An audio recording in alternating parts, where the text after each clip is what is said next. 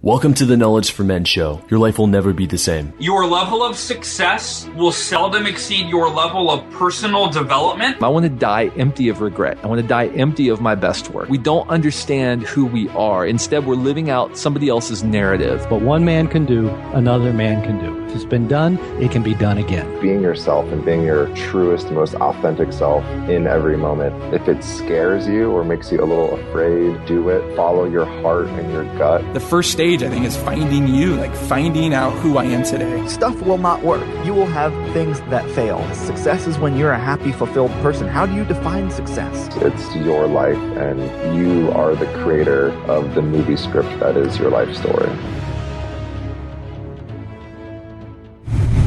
Do you ever feel like you're doing the journey alone? Have you ever felt like that you just need someone to talk to, someone who could bring some perspective into your world? Or maybe you're not the type of person who learns from watching video courses or reading books, and you just want to talk with someone specifically about your challenges and how to break through them. I want to introduce you to the High Performance Men's Coaching Program. It's an intensive coaching experience designed to unlock a man's full potential in his life, business, and relationships. Over this past year, I've brought together and trained some of the best coaches in the world to help men step up, stop playing small, and become the strongest versions of themselves. Learn more about High Performance Men's Coaching at kfmcoach.com. Again, that's kfmcoach.com. You are not alone, and we are here to cut through the crap, hold you accountable, and challenge you so that you can make your dreams become a reality. Go to kfmcoach.com to learn more and apply. All right, guys, welcome to the show. I'm here with Aaron Walker. He's a veteran entrepreneur as well as life and business coach. He started his first business at age 18 and sold it to a Fortune 500 company 9 short years later. Today, Aaron spends the majority of his time helping men grow in business and significance as president and founder of View from the Top, which is a life and business coaching resource. And he's also started a number of different companies. I believe it's 8 companies. Is that right, Aaron? A dozen, but nobody's counting. There you go. There you go. So we got a big entrepreneur here. He's been doing it all his whole life. Aaron, welcome to the show. Hey, Andrew. Thanks, buddy, for having me on Knowledge for Men, man. Yeah. It's an honor. I love the Nashville, Tennessee accent. It's great. Here we go. Here we go. Everybody always goes there. I don't even have an accent. Yeah. Only the people that live in San Diego have an accent. All right, yeah. And let's dive in here. I want to learn more about you, Aaron. Really interested. So let's start off with a favorite success quote or some sort of saying that you've lived by and how it's helped you on your journey. Can I do 2, Andrew? You can do 2. I'll let you cheat here. Okay. My mom taught me when I was a kid that can't couldn't do it and could did it all. And it's become my life mantra. There's nothing out there I feel like that we can't do if we want to. The other one is what holds people back. It's fear. And I say fear missing an opportunity more than you fear failure. Fear missing an opportunity more than you miss failure. Yeah. Fear missing an opportunity more than you fear failure. Yeah. I like that. And how does that relate with your story? Well, here's the thing, Andrew. Everybody's afraid of something. You know, they're always, the neighbors are going to be talking. I won't, accomplish that goal. My dad's going to be disappointed in me. There's fear out there all the time. First of all, I don't believe in failure. First of all, you're like, oh, what? You either succeed or you learn. And I don't even believe in failure. We'll take those things that didn't work out well for you and either don't repeat them, change the model, implement it again until you're successful. And so the fear, here's the thing, Andrew, people are not talking about you like you think they are. We're not that popular, right? You're not sitting around your dinner table at night with your wife or girlfriend talking about other people's failures or their successes. And yet we let it hold us back each and every day. So get over being afraid. Yeah. Everyone's kind of looking after themselves there. They're not really talking about what you're going to do or not do when that's what we think. Yeah. I like the nothing I can't do, that quote from the mother. I mean, couldn't do it and could did it all. It's everywhere. We've got that all over the world now. People are tweeting it and talking about it. That's great. And she would never allow me to say the word can't. She'd say, you might not be able to do it, but you're at least going to try. And by forcing me to do that, it built a great amount of self-esteem because most of the things that I attempted, I could do. And as a result of that, now I believe that when you say I can't, well, you can't. But when you say I can, you can. What a great message to learn. At what age were you? Yeah, all my life since I was born or old enough to understand her. She said that, and it's become my life mantra through a dozen businesses now. We've been very successful, and I'll kind of go back and give a little my backstory if it'll be helpful, give a little context to the conversation. Yeah, I'm interested in why you're starting businesses at age 18. I'm interested in why not go down that traditional path. Yeah. Sure. Well, here's the thing. We came from a very poor family, and we lived in a 600 square foot house. There were 4 children, 2 adults. My dad never made over $15,000 a year in his life. So I know all about being poor. My dad gave $6,500 for the house that I grew up in, and he lost it in bankruptcy. So I know all there is to know about being poor. And I started working at 13. At 18 years old, I met a couple of guys that had a lot of money because we didn't have any. Formed a relationship and a partnership, and we started a pawn shop. I didn't even know what a pawn shop was when I was 13. By the time I was 18, I owned my first pawn shop. Robin and I got married 2 weeks out of high school. People think that is insane. Well, we just celebrated 36 years last month. All so right, congratulations. really well for us. Yeah, that's great. We started really delaying gratification, pouring the money back into our business. By the time I was 21 years old, I had a paid for business. And we said, this is pretty cool. We're going to repeat this. And so we opened our second store. Same way. It took us about 4 years to pay that one off. In the meantime, we had 2 little girls in the process. So now I'm 26 years old, and we've got 2 paid for businesses. We buy another store in Nashville, right downtown to the corner of 5th and Broad. And it did really well. The following year, I bought the one across the street. It did really well. And a company in Fort Worth, Texas, found out we were doing so well. We'd built new buildings, 10,000 square foot stores, state of the art. They were really nice. They wanted to grow through acquisition. They didn't want to do startups. They had about 300 stores at the time. And now they're in 3 different countries. They have 1,100 stores. They came to Nashville and they said, we want to buy you out. And I said, I'm not for sale. And he said, everything's for sale. And I said, this is not for sale. They made 3 passes, and finally, he said, hypothetically, if you were going to sell, what would you take for your business? And I gave a price just to get rid of them, and they accepted it. They said, we're in. And I'm like, oh, man, what am I going to do now? He said, we don't care what you do now. We want to buy the company. So they did, and I was 27 years old. I was through. And I woke up one Monday morning, and I said, Robin, what am I going to do today? Started playing golf, fishing, living the high life, I thought. 18 months went by, and Andrew, I'm getting in the bed in the middle of the day. Literally getting in the bed, and I'm bored. I gained 50 pounds in about 18 months. And Robin woke me up one day, literally in the middle of the day, and she said, this is not the guy I married. And she said, you got to do something. You got to start a new company. You got to go to work for somebody. And that's what was it the drive? Was it gone? Because you said you're fishing, you're out there kind of just the leisure life. It's not the man. You're 28. You're 28, right? Right now? Currently, is that right? Yes. Okay. So it sounds cool, doesn't it? Hey, I get to play golf every day. I get to go fishing. But you do that every day, and it loses its luster. Because if you don't have purpose and meaning in your life, if you don't have a reason to excel, that fishing and golf and all that stuff gets old pretty quick. And it did. Plus, I was playing golf with guys 65 years old, and they were beating me. And I thought, this is not good. This is not fun. And just as a humorous side of it. But I said, there's no reason for me to do anything. We got money. I've got time. I don't even have to get up. And so I enjoyed that for a period of time. It was fun. But I'm a high D on the DISC profile. Right. I got to make it happen. I'm a creator developer. Yeah. And I wasn't doing anything. So I went back, bought the company that I started with when I was 13 years old. We built it incredibly large over the next 4 years. I met a guy in 1995 that had a little radio show in Nashville. He was on one station. I met him at a Chamber of Commerce breakfast, invited him down to see my store, and he fell in love with it. And he offered to give me advertising to try him. And I said, I'm not interested. Never heard of you. You're on one station. I don't even want to, associate with you. And he said, just try me 1 week. I said, okay.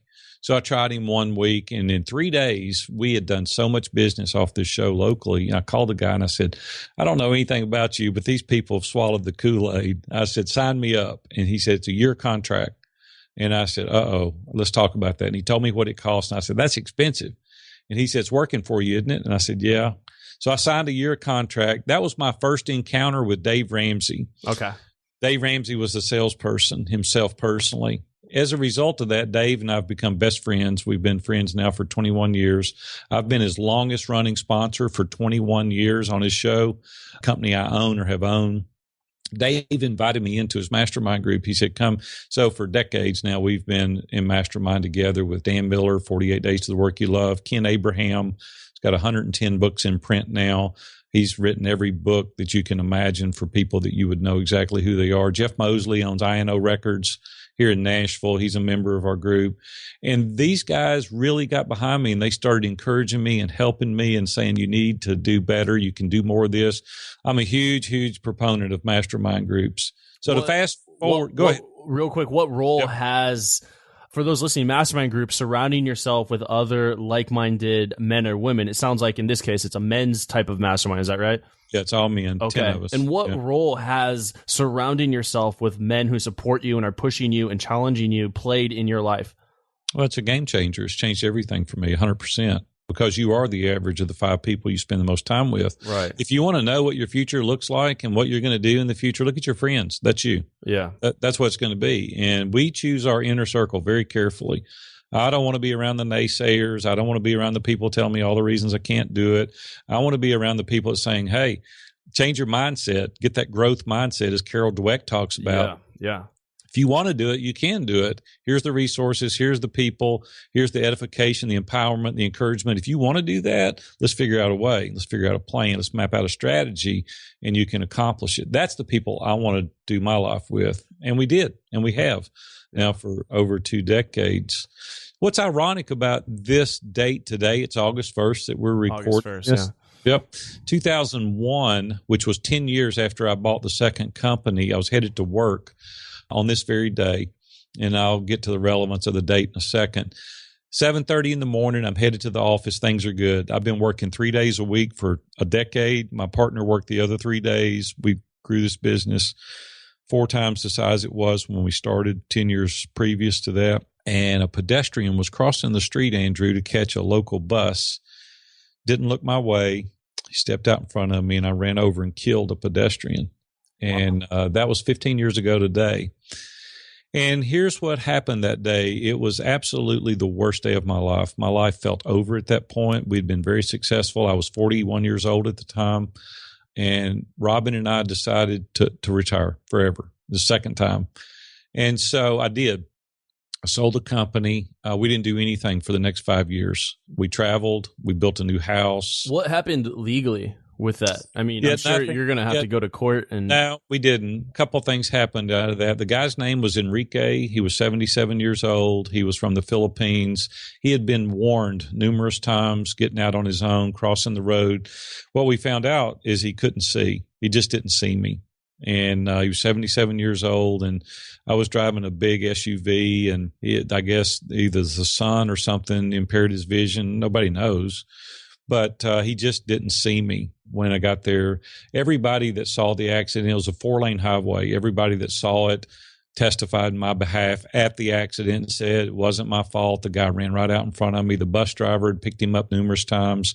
She said she had warned him a number of times, you're going to get hit if you don't be more careful. This is ironic, and I don't believe in coincidences, but my personal physician for 30 years was good friends with his family. And he called him and said, hey, because he was from their native country, and he called him and said, I know this guy, great family. Nothing ever came of it. So nothing ever came of it. It was just over. I called the family. My attorney told me not to call, but I did. And I said, hey, I've got to pay my condolences. And they said, hey, we understand. We're not upset at you. It was his fault. I mean, that's just the long and the short of it. So here's what I discovered, Andrew, out of that process.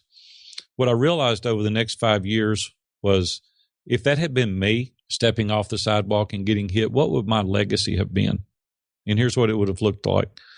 He was really young when he started. He made a lot of money by the time he was 27 years old and retired. He had a place in Destin, Florida, had a place at different times in the mountains. He had a big house here.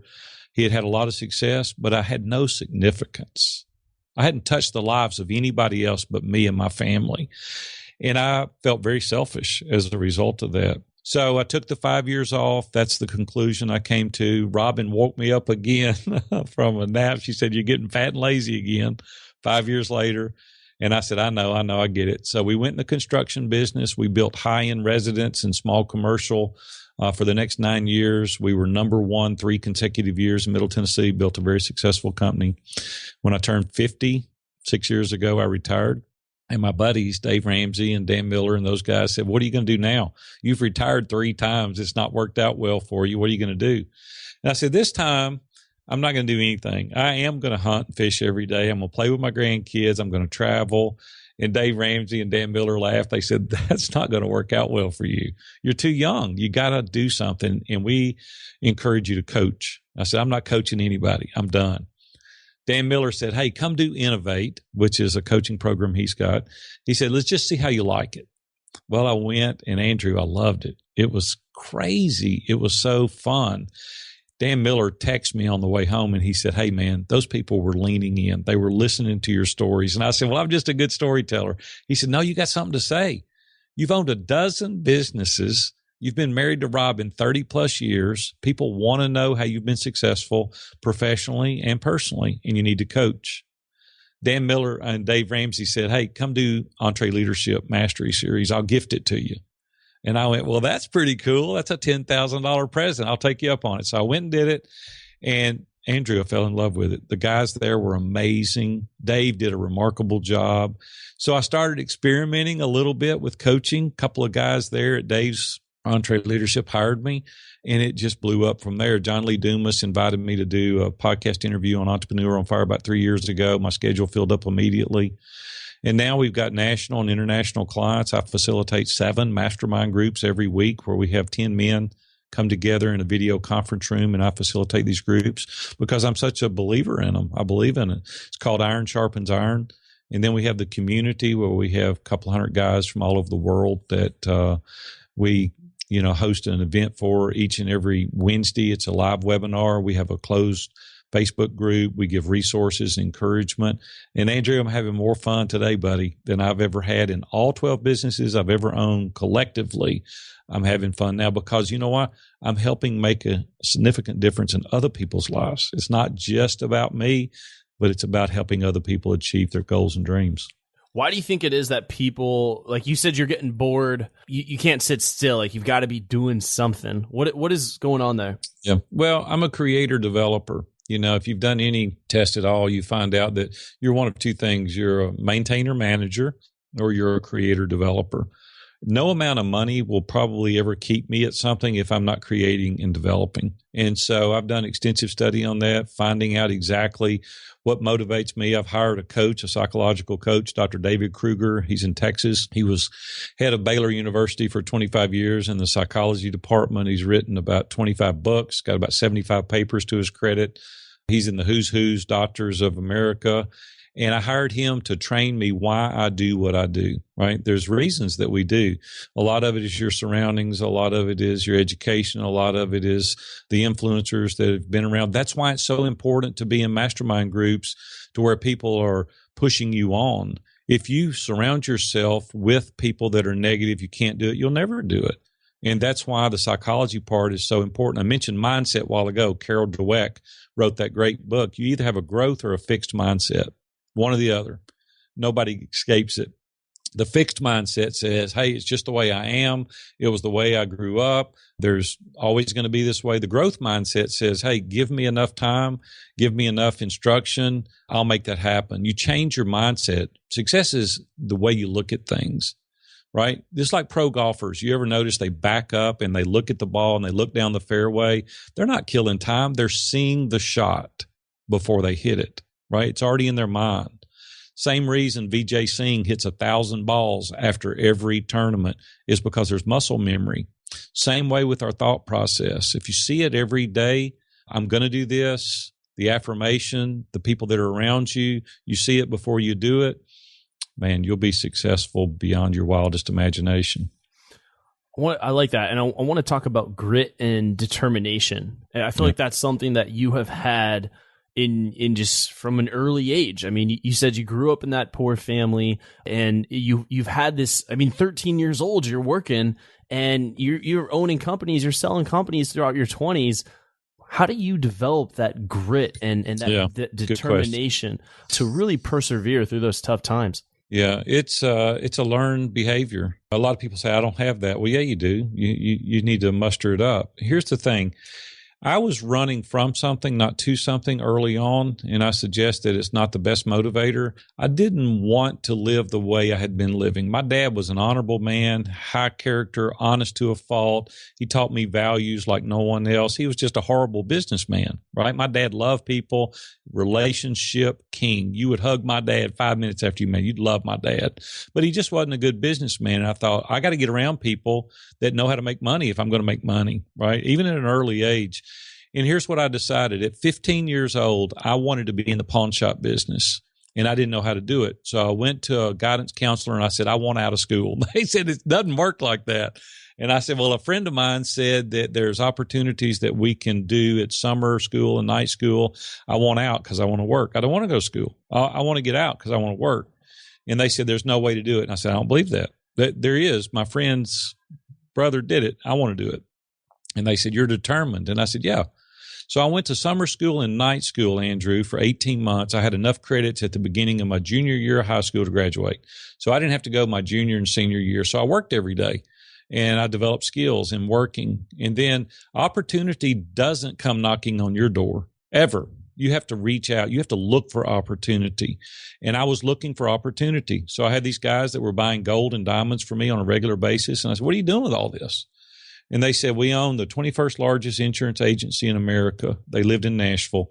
And they said, we want to hedge against inflation. So we're putting the stuff in the lockbox. If the economy ever goes down, a lot of our money is in gold and diamonds. I said, why don't we take your money and your gold and diamonds and open our own pawn shop? He said, how old are you? And I said, I'm 18. He said, we've never had anybody 18 approach you. I said, well, it's the first time, I guess, for everything, but we need to form a partnership. And I didn't have the means to do it on my own. I couldn't do it on my own. So I took a partner. So I'm just saying, you got to look for opportunities, right? In everything you do. Your glass is half empty or half full. Always. My glass is always half full. My glass is never half empty, right? It's the way we look at things. There's opportunity every single day, but we get in this mindset of we can't do it. Here's the reasons why. Poor me. Listen, there's nobody been any poorer than me, right? I look for opportunity. Same way I went up to Dave Ramsey when he spoke at that event. I said, man, I like what you're saying. I'd like to hear more about you. He didn't come to me and say, hey, can I come see your store? I said, no, I want you to come see my store. I brought him. I took him to the store. See, that one event alone, Andrew, changed my life. I met a guy that was on one radio station in Nashville, Tennessee that nobody ever heard of. And I went to him and said, I just like your message. I like what you're saying. I want you to come see my store. It changed my life. Now Dave is on 800 radio stations. He has 10 million listeners a day. He invited me to his personal mastermind group, and he's introduced me to people that are the movers and the shakers in Nashville, Tennessee that have helped formulate and change my life. You have to look for these opportunities. Go to these conferences. Get out of your shell. Go and talk to people, introduce yourself, ask to hear their story, be willing to give, help them, quit trying to make the sale and try to add value to people. And when you do that, the opportunities open up. And what advice do you have for someone who is thinking, who am I to do this? Well, who was I? I was a broke kid in Madison, Tennessee, that didn't have anything. Who's any of us, right? And, I wasn't privileged. I didn't have any money, but I had a burning desire. And that's where that grit and determination come in. I tell people that I make up for education of the loss or the lack of with grit and determination. Listen, there was a study done about 20 years ago, and I can't recall her name right now. It'll come to me in a minute. It's a TED Talk on it, and it talks about the value of grit. It's the single most thing that most successful entrepreneurs possess is the grit. My wife uses it against me today, Andrew. She'll say, I'm not sure you can do this. And I'm like, God, Robin, are you kidding me? Now I got to do it, right? It's that grit. It's determination. Learn to delay the gratification. Andrew, I'm going to tell you, buddy, the millennials is their biggest hurdle. They want it and they want it now. Yeah. And if you can ever learn to delay that gratification for the greater good later, the benefits that it will pay will be crazy. Let me tell you what Robin and I did. We were 21, right? She was broker than I was. If you can imagine, her family didn't have anything. They had 7 children. I said, Robin, we can't screw this up. We may never get this chance again. So we got to pour all the money back into the business. When we started making money, we could have gotten a bigger house. We could have went on more trips. We could have got the fanciest whatever, but we didn't. We poured all the money back into the company. Okay, here we are, 21, paid for business. Now let's start taking money. No, I want to grow something bigger. We did it a second time. We lived, and it was a lot of money then for us compared, but in the 70s, late 70s, early 80s, we lived on $18,000 a year for 9 years. We didn't increase our salary for 9 years. We poured all the money back into the company. Well, hello, now I've got something big enough a Fortune 500 company wants to look at, and I'm a staggering 27 years old, right? And you can do it too. Anybody, you can do it. Andrew can do it. Billy, Bobby, Susie, everyone who's listening to this, you can do exactly what I did if you're willing to go out and look for those opportunities. They're not going to come knocking on your door. You have to go out and be gutsy enough to invite yourself to things, ask people things. That's that grit and determination. Do you want it bad enough? If you want it bad enough, you'll do it. You'll sacrifice other things. Never sacrifice your family, ever. I'm a person of faith. Christ is number 1 in my life, first and foremost. Robin's number 2. My kids are number 3. My grandkids are number 4. You got to keep your priorities in the right perspective. You never want to earn a lot of money at the expense of your family, ever. Because what happens is you'll come home one day with a pocket full of money to a house full of strangers, and you do not want to do that. Yeah. I'm wondering, during that time period when you said for 9 years you're living off $18,000 a year, and yet you do have money, you are worth something, you have assets in your business, they're cash flowing. Would you ever just look at that car? Did you ever just drive by a new neighborhood being built, or just that vacation package that you wanted to take? And how did you handle that when you have the money, but you're investing in the long haul? How do you hold back and say, you know what, I'm going to stick to my guns here instead of buying those sexy items? It's discipline. You know, there's a little boy in everybody. You know, you're gonna turn him loose, or you're gonna keep him caged up, and it's discipline. It's saying I'm gonna delay the gratification now for the greater good later. And it paid off. It'll pay off for you too. The problem is we mortgage ourselves to the hilt, and then one thing goes wrong and the whole house of cards comes tumbling down because you go out. It's not, I just want to know how much the payment is. People ask, I don't even care what it costs. Can I afford the payment? Well, that's the most idiotic way to look at things on the planet, because the borrower is servant to the lender. And every single month, you got to make that payment. Never, listen, guys, if you're hearing my voice, never borrow money on depreciating assets, okay? I'm telling you, it'll cost you in the long run. Listen, I can afford things now if I want those things, and I save the money and buy them when I can afford them. I did that then. We do that now. I do borrow money on appreciating assets, property, land. I love real estate. Okay. Today, if the right deal come along, I would do it again today. But those things are going up in value, not down in value. Don't be buying groceries with your credit card. Don't be buying cars that you have a payment. One thing goes wrong, they're going to come get your car. You're going to lose any equity that you might have in it. And now your credit is screwed up. So now you're not going to be able to do the big deal when the big deal comes along. Yeah. How do you handle risk, Aaron, when let's say you're doing something and you have no idea what you're doing, but you know you need to do it, so you're doing it, but you're just like, let's say you're starting a business or you're selling a business, you have no experience doing it, but how do you handle the risk? Yeah. What do you do in those situations where you're like, how are you sleeping at night when you're having these tough, challenging situations that are happening in your work? Well, first of all, I do calculated risk. You made a comment, you doing this, you got to do it, and you know nothing about it. That's insane. That's insanity if you're participating or involved in something that you don't know anything about. That's all the more reason to get in a mastermind group, get education, do your due diligence, figure out, go talk to successful people in those industries. First of all, you don't need to be doing that kind of risk. Second of all, I don't ever want to do any kind of risk that will knock me out of the saddle, right? I don't mind taking a hit. I'm a huge proponent of risk because nothing ventured, nothing gained. We've heard that our whole life. It's true. Where there's great risk, there's great reward. It can also kill you, and you don't want to do that. If you've got responsibilities, if you've got a wife, if you've got, or you got a husband, whichever way it goes, and then you've got children, that's your first priority. You've signed up for that. So that is your first obligation. You need to be sure they feel secure, they're safe.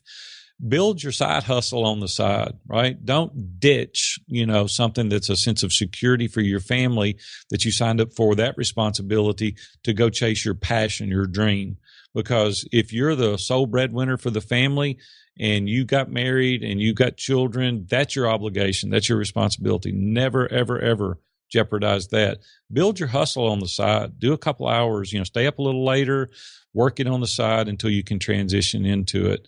I love risk, and it's risk when you go into business, but do it calculated. Do your due diligence. Be smart at it. Yeah. I think that's the important thing to look there. You're talking about getting the knowledge first, surrounding yourself with people who've already done it, reading the books of people who've already done it, getting online and doing the research and doing the due diligence to minimize that risk and set you up for success. Read. I got 3 or 4 books going nonstop all the time. I've read hundreds and hundreds and hundreds of books. You don't wake up smarter, right? You just don't get up knowing more than you did the day before. People say, I don't like to read. Well, get over it. I'm just telling you the truth. That's ridiculous. I mean, to say I don't like to read, there's a lot of things I don't like to do, but I do them anyway because they pay big dividends. Get Audible if you don't like to sit down and read. Get it on Kindle if you don't like hardback. Watch TED Talks. Listen to great podcasts like Knowledge for Men.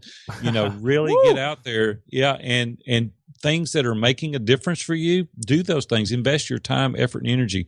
I'm an early riser, man. I got a regiment, a routine I go through. Been doing it for years and years and years. What is that routine? What is the routine? What time are you waking up, and how do you set up your mornings? Most of your audience is not going to do what I do because I'm insane. Surprised. You'd be surprised. But all right, here's the thing. I'm up between 4 and 5 every morning. Okay, and I've been doing this my whole career. I told you earlier, I'm a person of faith. So my morning starts out with 2 prayer lists. I pray for all of my family members and all of my clients every morning by name. I do that. I read scripture. I read the Bible every morning because I'm a Christian. I listen to praise and worship music. I meditate. I just sit and listen. I'm quiet. I don't turn on my electronics. I don't turn on my email. The first hour and a half to 2 hours every single day is spent doing that every day. It gets me centered. It gets my attention focused where I need to be. A guy asked me the other day this question that's in one of my mastermind groups. I never thought about it until he asked me this question. He said, Aaron, when you were in the Eagles with Dave Ramsey, Dan Miller, Ken Abraham, all those guys are hugely successful. Dave Ramsey will probably make more money this week than I'll make in my lifetime. He's doing a gajillion dollars. Ken Abraham, same way. Those guys are killing it. He said, those guys, how many of them, 10 guys, we were in the Eagles together, how many of them have that kind of regimented routine? And I started thinking about it because I'd never been asked that. Every one of them. Every one of them has a strict morning routine. Every one of them. Yeah. And I'd never been asked that question until I got to thinking about it. It's that important. If you're not doing it, here's the thing, Andrew. I'm just telling you, man, I'm from the old school, and I'm going to lose some of the guys right now, and that's okay. They're going to go click. And that's okay. I'm good with that. Listen, put up the Nintendo and the games and all that stuff. It's no longer Nintendo. Cut off whatever it is. I don't even know what it's the Atari. Or I don't care whatever it is. I don't even know. We wouldn't allow our children to have it. I got a daughter 33 and a daughter 30. There was no TV in their bedroom. There were no Nintendo games and all that stuff then. I said, you need to get out. We got 11 acres here in a beautiful house. You need to get outside. Y'all need to play. You need to be creative. Now both my daughters work with me, and they're my assistants, and they're killing it and doing awesome. They manage money with the best of them because I taught them. Listen, all that stuff is a disruptor. Dan Miller encouraged me years ago. He said, man, you need to stop watching the news because that stuff's depressing. 14 years ago, I cut the news off. I hadn't watched the news in 14 years. Somebody even said we had an election going on this year. I'm not sure. But anyway, no, I'm not kidding. I'm just kidding about that. I can get news. I can get things. I want to stay abreast of what's going on. But, man, watching killings and murders and late-night sitcoms and staying in the bed till all hours of the morning, that is not going to make you successful. I'm just telling you. If you want to change your world, you get up and you do it right and you put the effort and the energy into it and put all that garbage out of your life. And, you know, I don't know, man, I could go on for hours telling you all this stuff that's not any good. I want to do the things that are going to move the needle. Right. What are those things? We're all on the same page here. We all agree that this is the direction that people should go in. And what are some of those good things that move the needle forward that you do? Well, one is that early morning regimen. Yeah, you do that. Yeah. That's going to change your life automatically. Start reading. Set a goal. Read, a couple bucks a month. If you want to start. What time are you going to bed? If you're waking up 4 to 5, what time do you go to bed? Between 9 and 10. Okay. And that's normally when I go to bed. I'll lay on the couch for maybe 30 minutes, relax, not do anything. The other thing is I built strong boundaries around my marriage. I'm really big at boundaries. Robin's number one. We've been married 36 years. I want to be married 36 more years. Yeah. And you got to really pay attention to that. My kids are huge. My relationships are number one for me. My grandkids. Pour into your families, build those relationships because it's number one. You want to have a successful life. You build relationships intentionally. And if you do that each and every day, listen, my dad died in 2006. I told you already, he's never made any money. But let me tell you what relationships did. Hour and a half wait to get into the funeral home in 2006 for 6.5 hours. I stood at the casket, people paying their condolences to my dad saying, listen, your dad was there for me.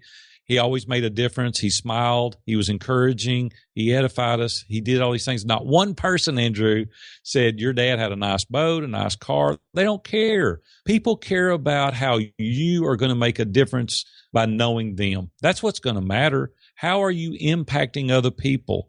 How can you give? How can you lift up other people? Let them accomplish their goals and dreams.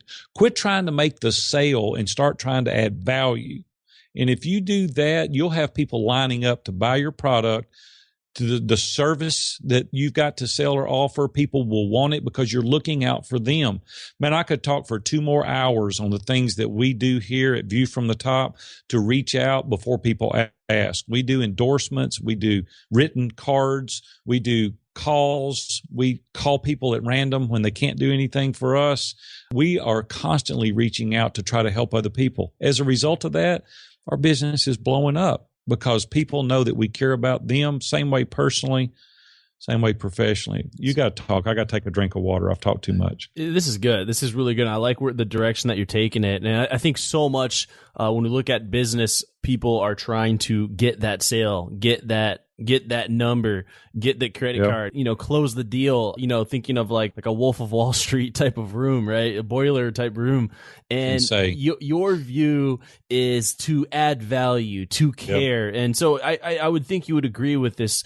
Business is purely the quality of your relationships. The quality of your business is the quality of relationships that you have. And would you agree with that? Yeah. Here's the thing. Your total net worth is dependent upon your network.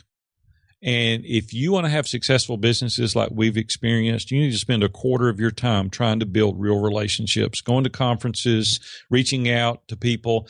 We do, like I said, I'll sit in front of my video screen and I'll do endorsement after endorsement after endorsement for people and send it to them before they even ask. They get it like, dude, this is awesome. Well, I think that much of you and I think you're killing it.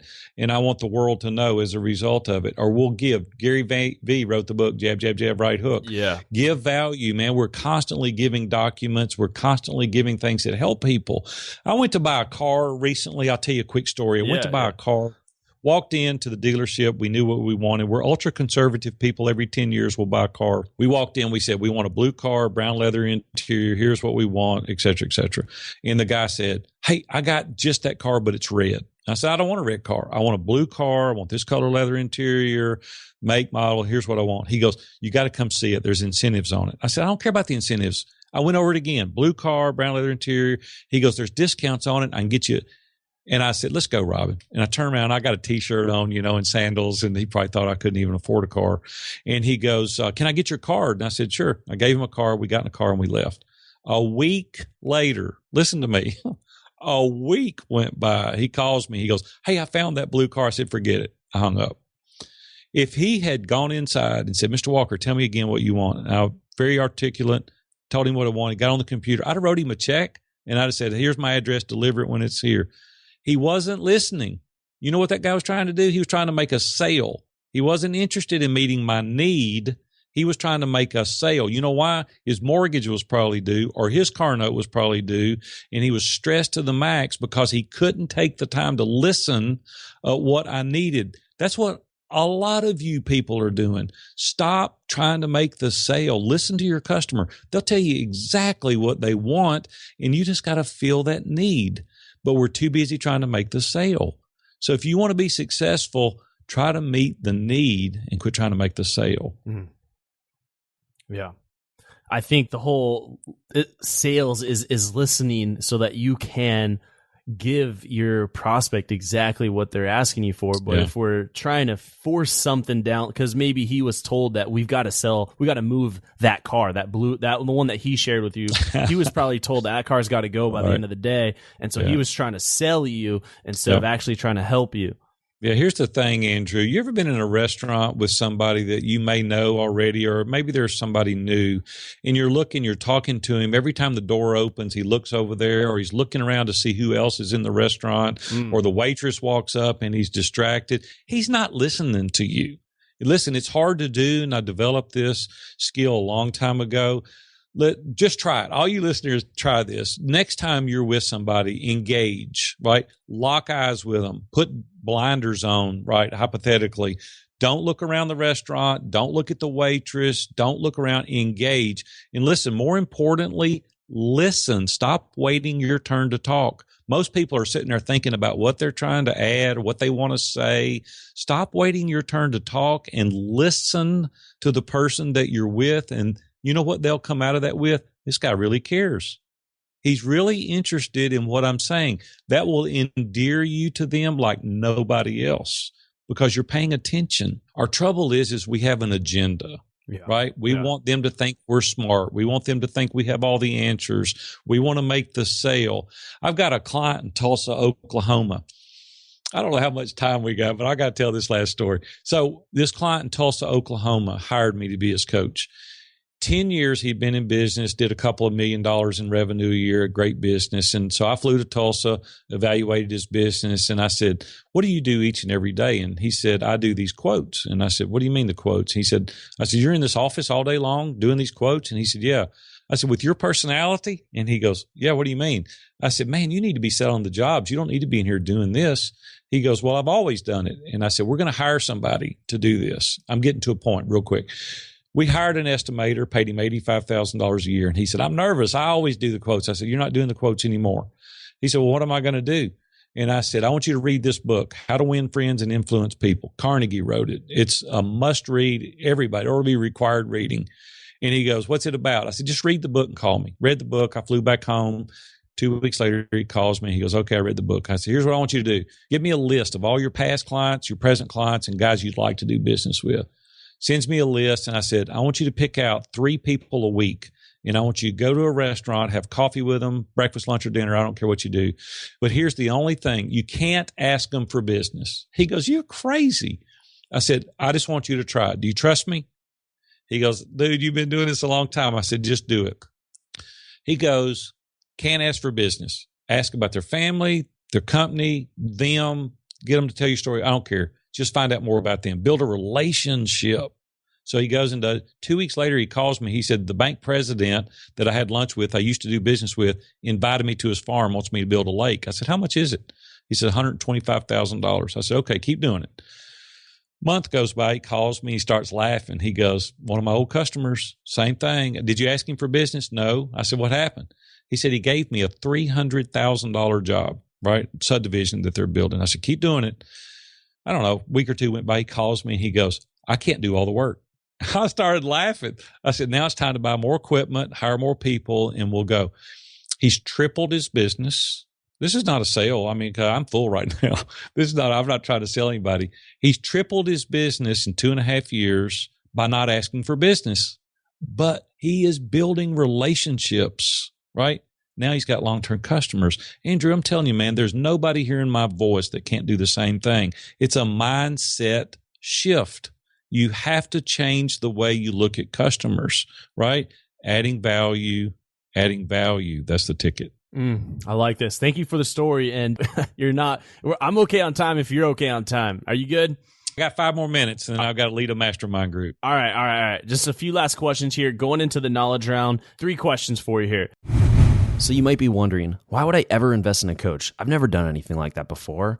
Well, it's going to shorten your learning curve and save you the time that it would take to achieve your goal. You can avoid making mistakes that you would otherwise make. You'll get more results because everything will be tailored to your specific needs and challenges. The coach will hold you accountable so you can't procrastinate, so you can't be lazy, so you can't say, I didn't have the time. You'll be challenged and pushed harder than you've ever been pushed. You'll have conversations so powerful that you'll feel more energized, alive, and confident and certain about the goals that you have in front of you and where you want to go, but most importantly, where you want to be. You'll go farther than you've ever gone before when you have a coach. If you want to learn more about our high performance men's coaching program, go to kfmcoach.com. Again, that's kfmcoach.com to learn more about our high performance men's coaching program. You have got to understand that every successful person in the world invests in coaching to go from good to great. And if you're already a high achiever, then how much more could you achieve if you had a high performance men's coach at your side to push you even further? Go to kfmcoach.com to learn more and apply for our high performance men's coaching program. Again, that's kfmcoach.com. Welcome to the Knowledge Round, where the guests will be asked rapid-fire questions to give the audience invaluable pieces of wisdom to help transform their lives. Starting in 3, 2, 1, showtime. Quick advice. What advice would you give to someone who's feeling unsure or lost of where they're at? Well, here's the thing. There's wisdom in the counsel of the multitudes, right? We were not designed to be in isolation. We were designed to be in community. And you've only got one filter. You've only got one lens. You were only raised one way. You only see things one way. And when you get around a group of trusted advisors, people that you admire, people that have done it before, you have multiple lenses. There's many, many ways to look at things that you may have never seen. And you want to really take advantage of those situations to give you that confidence. Listen, I can't tell you how many things I was going to do. And my mastermind members, the member said, that's crazy. That will never work. And here's why. Robin and I was going to do a big deal once. And she said, what do your guys say? And I said, I hadn't told them yet. We were convinced we were doing it. Her and I both were convinced it was the right thing. I went and told the guys. 8 out of 10 of them told me not to do it. And I said, what? Are you kidding me? Look at the opportunity. They said, here's what's going to happen long term. Here's what it's going to do to your relationship with that person, et cetera, et cetera, et cetera. I didn't know what I didn't know. And there was no way I had the ability to know those things, but based on their other experiences, they opened the door for me. There's wisdom in the counsel of the multitudes. I like that. Thank you. And briefly, you've mentioned one of them. We're talking about books here with How to Win Friends and Influence People. What would you say would be two other really influential books that have helped you on your journey that you recommend to everyone? Yeah, that's a great question. Greg McKeown wrote a great book called Essentialism. It helps you to quit being an inch deep and a mile wide. It helps you focus and niche down, become an inch wide but a mile deep, right? That's what people pay for. People are too broad. You need to narrow down your audience. You need to really pick that avatar well, and you need to go deep, deep, deep with that. Essentialism, Greg McKeown. Another one Gay Hendricks wrote called The Big Leap. We all have those voices in our head, Andrew, that say, you can't do it. You know, who are you? You're not good enough. You lay in bed at night, you know. Even now, sometimes I'll lay in bed and I'll go, Robin, do you think anybody else is going to hire me? She'll go, what? And I'll say, there's these voices, right? We all have them. We get alone and these voices come in our head. You're not good enough. You're not smart enough. You're not, whatever. You fill in the blank. Gay Hendricks wrote this book called The Big Leap. It helps you push through upper limit challenges. Man, there's another level. When you get through that challenge, you break through, you go, oh my goodness, who opened the doors? I didn't even know this existed. And then it just continually goes. I don't care who you are, what level you're at, you have upper limit challenges and you got to keep pushing through them. I like that. Really good books. I'll have to be checking those out. And what would you say, last question here for you, if you have just 30 seconds with your 25-year-old self, what would you tell them to do, and what would you tell them not to do? If you could sit down with your 25-year-old self, what's he doing? What would you tell him? Here's the thing. If it's not moving the needle, if it's not beneficial, I don't want any part of it, period. A lot of people argue, I was even teasing to some degree earlier about the video games and stuff like that. Yeah. There's a time to grow up. Okay. I mean, for real. And then the other things, there's alcohol and drugs and sex and all those things. Listen, they're not going to move the needle for you. I'm just telling you, they're going to do nothing but harm you and hold you back. I want to do things that's going to make a positive impact for me personally and the community. So the foolishness, the things, your buddies, you're hanging out 3 a.m. at the bars and you're drinking, going to the strip joint, that stuff is not going to pay off well for you. I'm just telling you right now, because you'll lose respect from the people that are the movers and the leaders and the influencers in your community. You keep doing it. If you're having fun, keep doing it. But I can tell you right now, it's not going to serve you well long term. So I would just encourage you to rise above that, get a little better focus, and do the things that are moving the needle. Really appreciate it. Aaron, thank you so much for your time here on the Knowledge for Men show, sharing your story, your lessons, being vulnerable. For all the listeners, you can follow up with Aaron and his work at viewfromthetop.com, or simply Google Aaron Walker View from the Top, and it pops right up there too. Really looking forward to your upcoming book, Aaron. Thank you for listening to the Knowledge for Men podcast. Hundreds of interviews and millions of downloads later, we're continuing to build an international movement, and we're just getting started. So if you enjoyed this episode, go ahead and leave a helpful review in iTunes, because it really helps the podcast grow so we can impact even more men in the world who need this. Guys, this is all about living with purpose, where every day you only do things that matter to you. You wake up, live with purpose, and take massive action towards the life you want. And always remember, love the life you have while creating the life of your dreams. Go to kfmfree.com to get a surprise bonus I've made for my listeners. Again, that's kfmfree.com for something that's changed my life, and I'm offering it to you for free.